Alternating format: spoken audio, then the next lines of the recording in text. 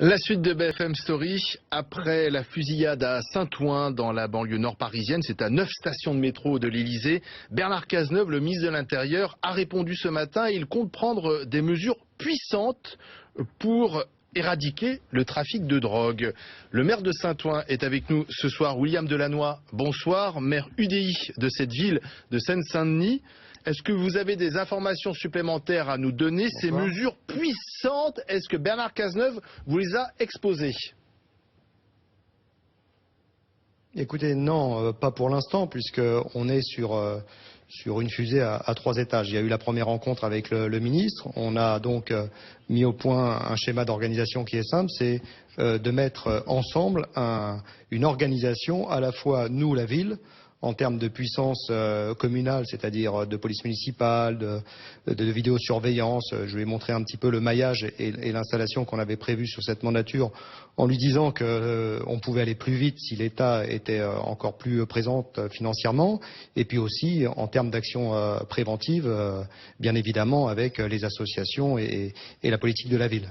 Mais que répondez-vous à ces mères de famille qui, hier, se sont mobilisées pour dire stop à la violence après cette série de fusillades?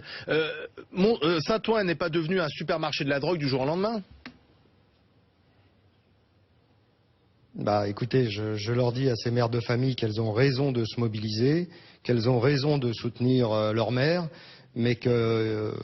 Bien évidemment, une nouvelle majorité qui arrive depuis avril 2014 et qui trouve une situation catastrophique en termes de sécurité publique, au moment où je vous parle, on lance les études de faisabilité, on lance l'embauche de personnel, on relance la politique de la ville qui avait été jamais mise en place sur cette commune.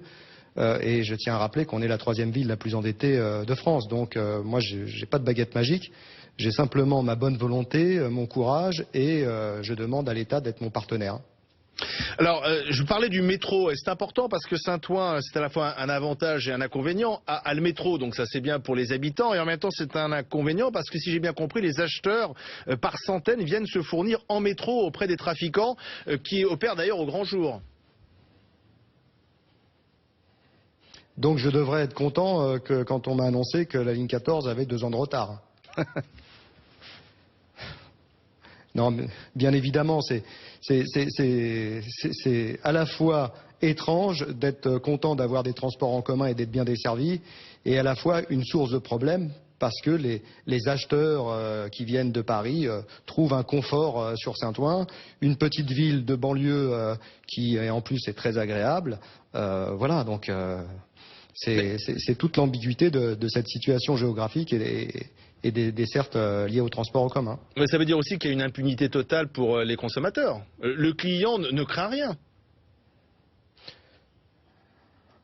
Ça veut dire que tant que dans ce pays on n'aura pas lancé le débat sur le cannabis, on aura encore et toujours un espèce de débat tronqué où l'hypocrisie sera présente.